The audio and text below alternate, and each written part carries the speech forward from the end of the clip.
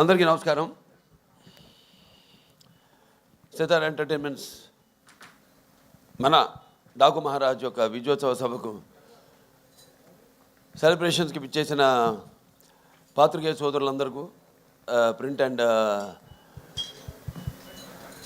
Electronic media వారికి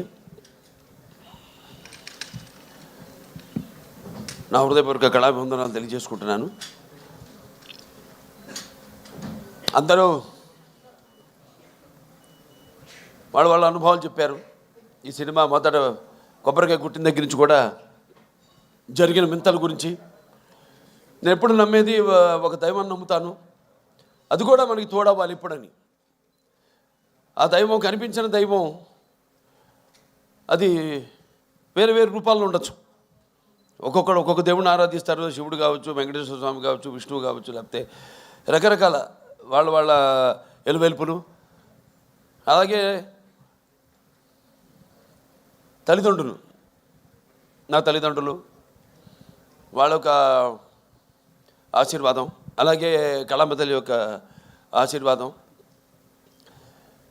ఇవన్నీ కలగలిపితే ఒక డాకు మహారాజ్. ముఖ్యంగా ఎన్నో సినిమాలు చేశాను.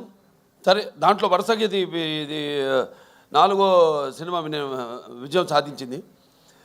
మొదటి సినిమా ఏమో ఒక పరీక్ష అఖండ చేసేటప్పుడు, అదేమో కరెక్ట్గా కోవిడ్ రావడం. ఆ కోవిడ్ టైంలో సాహసించే ధైర్యం చేసి సినిమాని విడుదల చేయడం, అఖండమైన విజయాన్ని సాధించడం అఖండ సినిమా. దాంతో అది సాధించడమే విజయం కాకుండా ఎన్నో ఇంకా ముందు తర్వాత ఎంతోమంది ధైర్యం చేసి సాహసించి వస్తారు, జనం చూస్తారు సినిమాల్ని అన్న ఒక ధైర్యంతో వాళ్ళ సినిమాలన్నీ ఆ తర్వాత తెలుగే కాకుండా అన్ని భాషల సినిమాలు కూడా వాళ్ళ సినిమాలను ధైర్యంగా విడుదల చేయడం జరిగింది. ప్రతిదీ ఒక ఛాలెంజ్. అయిపోయింది అఖండ, నెక్స్ట్ ఏమిటి అన్నప్పుడు ఒక వీరసింహారెడ్డి. అదైన తర్వాత సరే అది కూడా అయిపోయింది. అంటే ప్రతిదీ ఒక ఛాలెంజ్. అంటే పీక్స్కి వెళ్ళినప్పుడు ఎప్పుడు ఒక ఛాలెంజ్. నేను ఎప్పుడు అది ఛాలెంజ్గా తీసుకోను. ఎందుకంటే నాకు ప్రేక్షక దేవుళ్ళు వాళ్ళు ఇస్తున్న ప్రోత్సాహం అయితే లేకపోతే వాళ్ళకి ఏం కావాలి. ఎందుకంటే మేము ఎప్పుడు ఎవ్రీడే కన్జ్యూమబుల్ కమోడిటీ, అంటే నిత్యావసర వస్తువును. సో మనం ముందే గ్రహించాలి. ఇప్పుడు వాళ్ళు ముందే ఏం కావాలి, అది ఒక ఫుడ్ విషయంలో కావచ్చు, లేకపోతే రకరకాల ఏమేమైతే ఉన్నాయో వాటిల్లో వాళ్ళు సర్వే చేసి, సో దాని తర్వాత వాటిని మార్కెట్లోకి తీసుకురావడం, ప్రమోట్ చేయడం. దాని తర్వాత అలాగే ఈ సినిమా కూడా, ఎందుకంటే ఈ సినిమా అనేది మనిషి ఒక ఈ దినచర్యల్లో అంటే సతమవుతూ అన్న పానీయాలు అనే అవసరాలతో పాటు ఈ సినిమాను కూడా ఎంచుకున్నాడు. కాబట్టి ఆ సినిమా ఎలా ఉండాలి, ప్రేక్షకులు ఎటువంటి సినిమాని మనం అందించాలి అన్నది ఆలోచించుకోవలసిన విషయం. ఇండస్ట్రీలో నిర్మాతలు అయితేనేమి, దర్శకులు అయితేనేమి, లేకపోతే మా నటీనటులు అయితేనేమి. అటువంటిది దాని తర్వాత ఒక నేలకొండ భగవంత్ కేసరి అదయింది.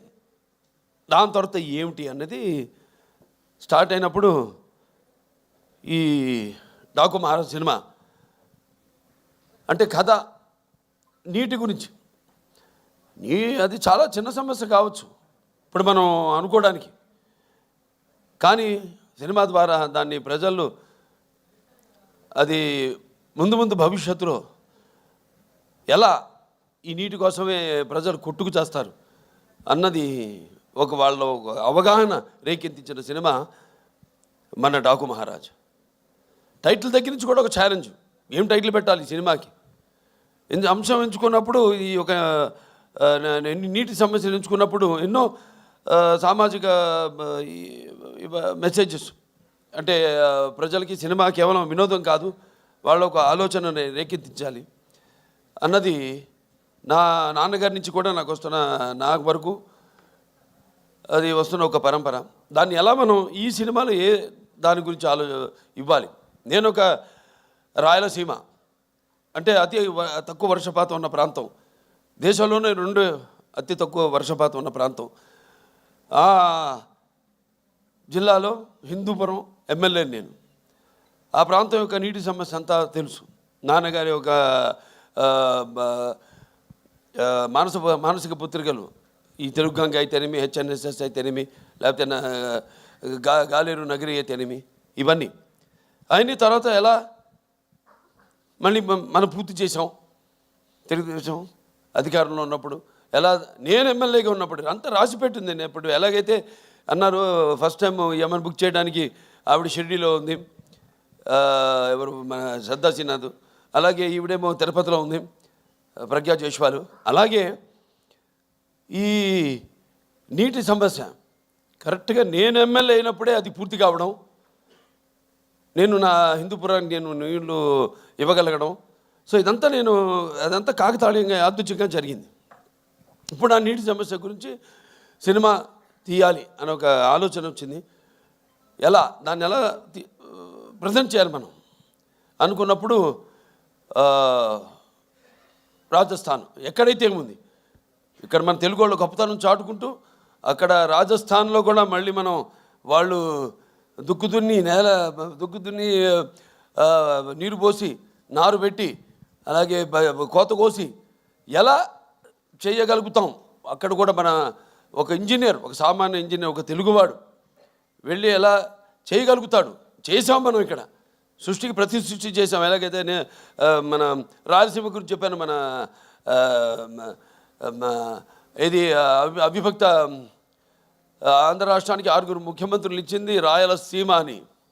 సో అది పెట్టుకుని మైండ్లో సమస్య చిన్నదే కావచ్చు, కానీ రాష్ట్రాలు వాళ్ళ నీళ్ళ కోసం కొట్టుకుంటున్నాయి.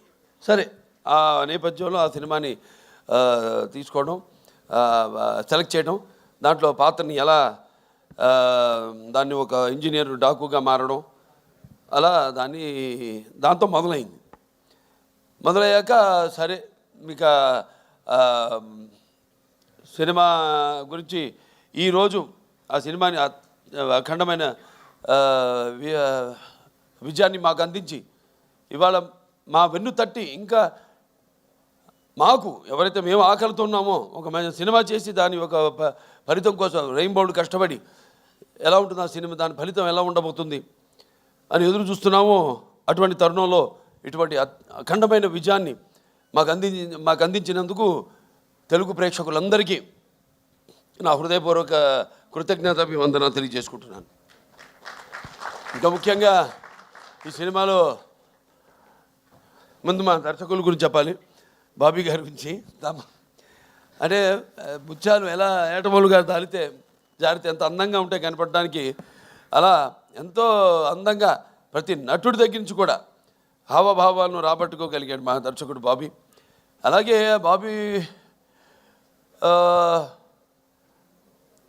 ఎలాంటి ఒక ప్రియుడిని ప్రేమించినట్టు నన్ను ప్రేమించేసి ఏది వదలకుండా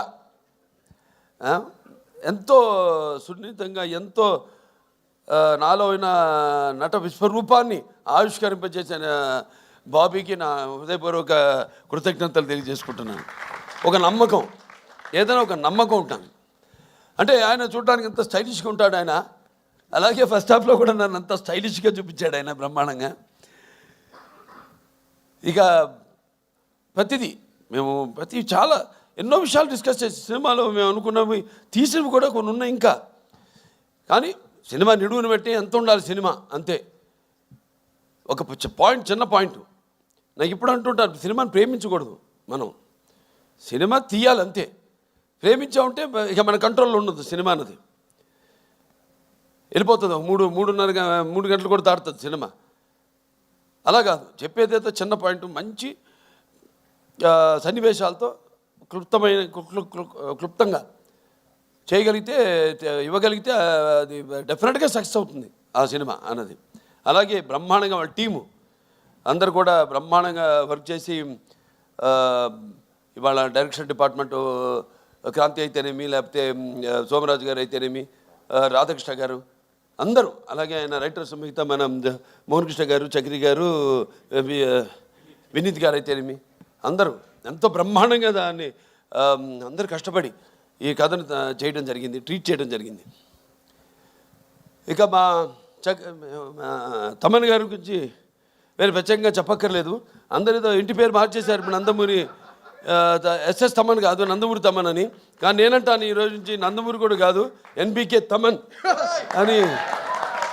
అది బెటర్గా ఎన్బికే తమన్ అని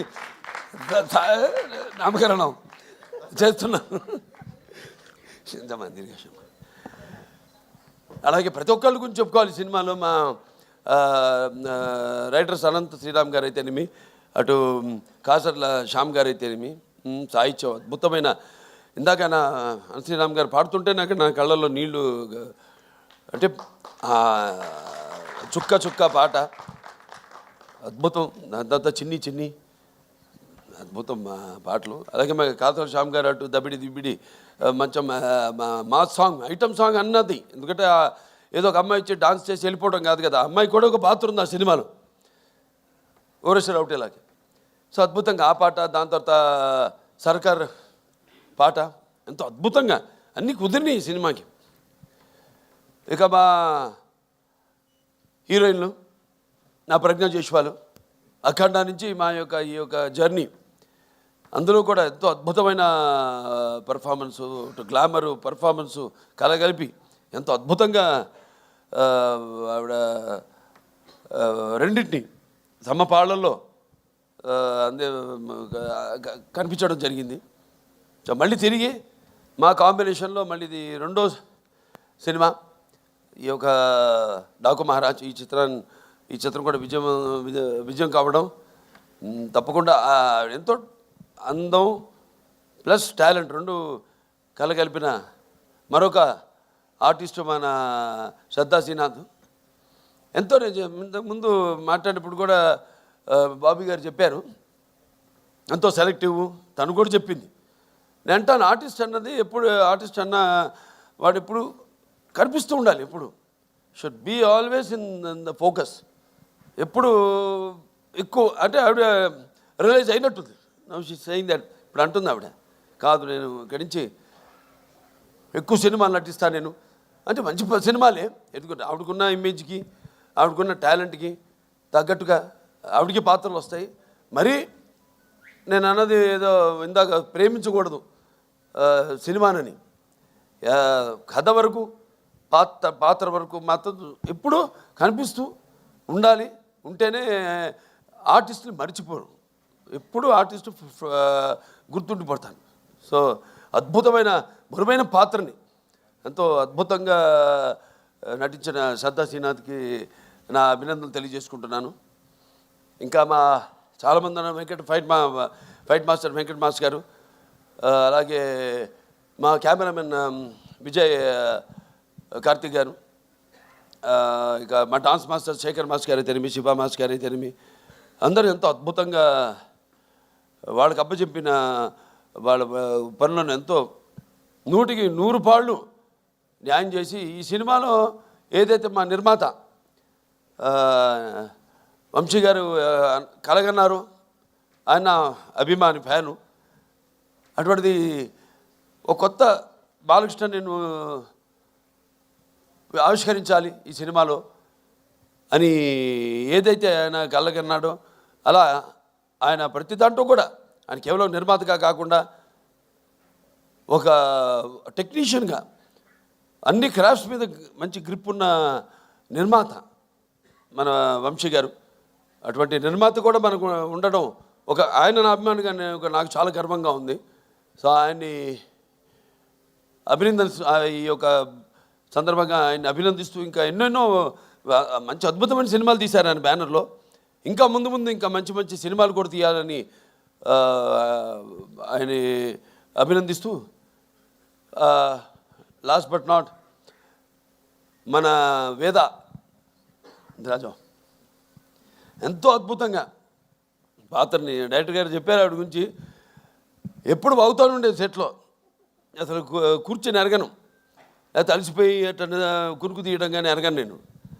ఎప్పుడు ఎంతో అటు విన్నట్టే అటు చూసుకుంటూ మళ్ళీ చెప్పినట్టు డైరెక్టర్ గారు కెమెరా ఆన్ అనగానే ఏమిందో ఏమి ఎప్పుడు చూస్తుందో తెలియదు కానీ అచ్చం అనుగా చెప్పినట్టే అంత బ్రహ్మాండంగా అభినయించింది ఆ పాత్ర. మరి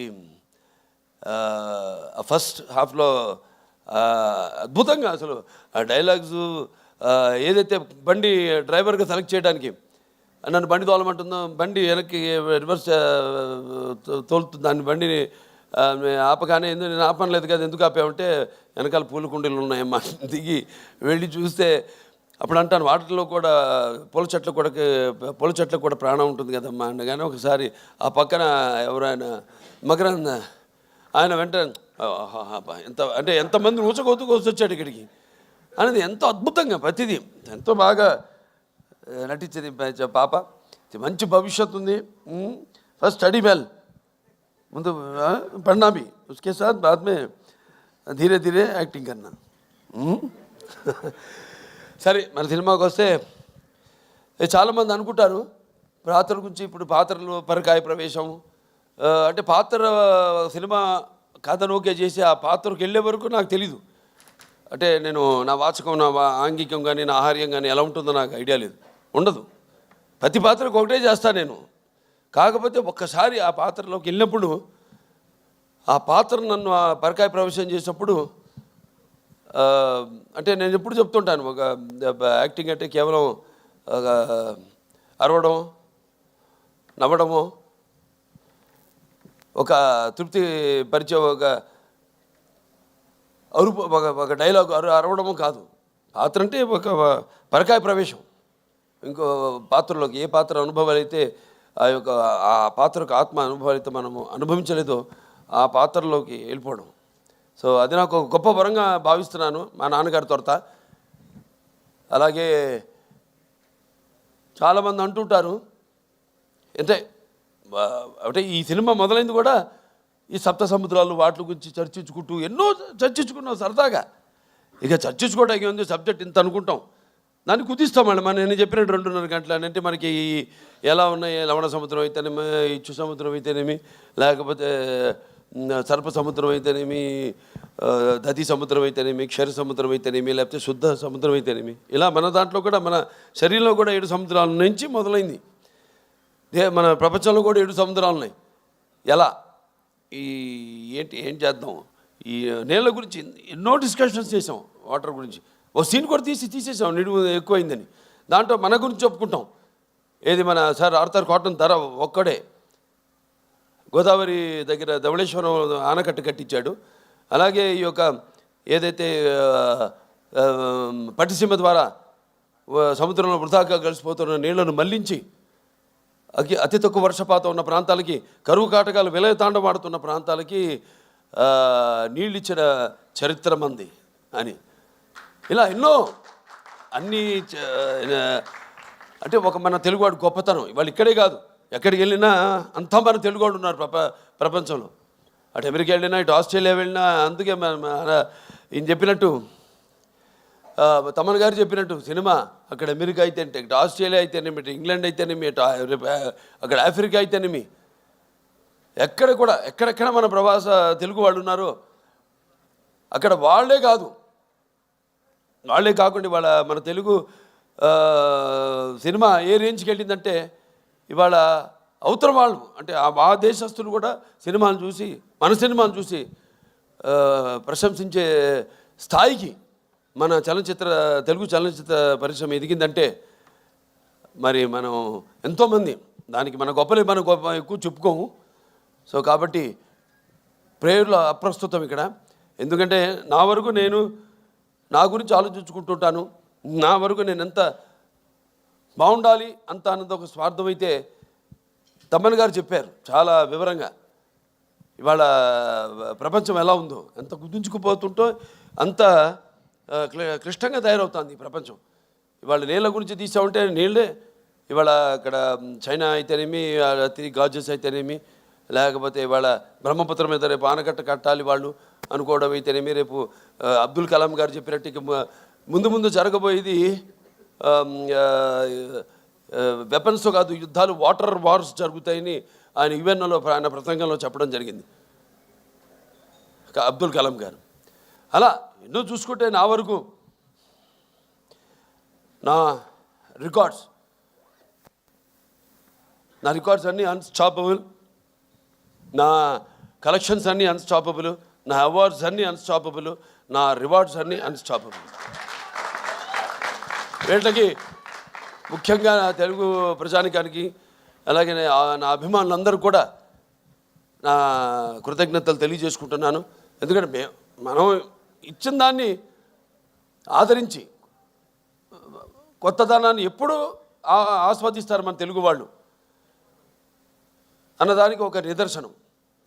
అంటే నాకేంటంటే సినిమా అంటే ఒక భాషా భేదం కానీ, లేకపోతే ఒక ఆడమ్మగా తేడా కానీ, లేకపోతే దానికి దారిద్రది తారతమ్యములు కానీ, పండిత పామరాది పట్టుబిడుపులు కానీ, దురభిమానులనే అడ్డుకోవడాలు ఉండవన్నది నాకు నమ్మకం.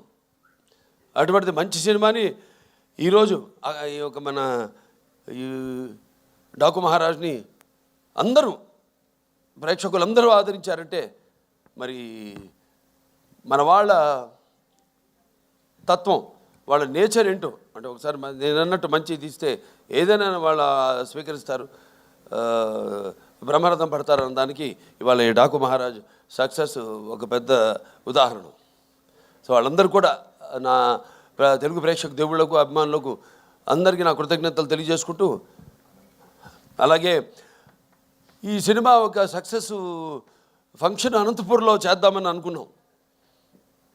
అనుకున్నప్పుడు ఆ క్రితం ముందు రోజు ఒక అనుకోని సంఘటన జరగడం, దాంతో మళ్ళీ దాన్ని క్యాన్సిల్ చేయడం, ఎంతో వ్యయప్రయాసాలు కూర్చి అభిమానులు అక్కడ మా టీంని స్వాగతం పలకడానికి ఎన్నో ఏర్పాట్లు చేసుకున్నారు వాళ్ళంతా. అటువంటిది క్యాన్సిల్ అయింది, వెళ్ళలేకపోయాం. రేపు 22 వచ్చే 22 అంటే బుధవారం అక్కడ అనంతపూర్ వాళ్ళ సమక్షంలోనే అనంతపూర్ అభిమానులు అక్కడ మా ప్రజల యొక్క సమక్షంలో రేపు ఈ యొక్క డాకు మహారాజ్ యొక్క విజయోత్సవ పండుగను అక్కడ జరుపుకోబోతున్నాం అని చెప్పుకోవడానికి ఎంతో సంతోషంగా ఉంది. సో చాలా మరొకసారి అందరికీ నా ధన్యవాదాలు తెలియజేసుకుంటున్నాను. ఇక ముఖ్యంగా పాత్రికేయ సోదరులందరికీ, ప్రింట్ అండ్ ఎలక్ట్రానిక్ మీడియా వారందరూ కూడా ఒక మంచి సినిమాని ఇచ్చినందుకు మంచి రివ్యూస్ ఇచ్చి దాన్ని ప్రచారకర్తలుగా ఇప్పుడు ఏదైనా ఉంటుంది, ఒక ప్రభుత్వం ఒకటి అనుకుంటే దాన్ని మరి ప్రజల్లోకి తీసుకెళ్ళేది ఎవరంటే కింద బ్యూరోక్రాట్స్, దాన్ని ఇన్కార్పొరేట్ చేయడం. అటువంటిది మంచి సినిమానికి మంచి రివ్యూస్ ఇచ్చి ప్రజల్లోకి తీసుకెళ్ళిన నా పాత్రికేయ సోదరులందరూ కూడా నా కృతజ్ఞతలు తెలియజేసుకుంటూ మరొకసారి అందరికీ టీం అంటే కార్ డ్రైవర్ నుంచి కూడా ప్రొడక్షన్ బాయ్ వరకు మాకు వంటలు వండి పెట్టిన వంటవాడి దగ్గర నుంచి కూడా ప్రతి ఒక్కరికి పేరు పేరున నా కృతజ్ఞతలు తెలియజేసుకుంటూ నేను సెలవు తీసుకుంటున్నాను. థ్యాంక్ యూ బాలకృష్ణ గారు. అండ్ ఇప్పుడు బాలయ్య యువసేన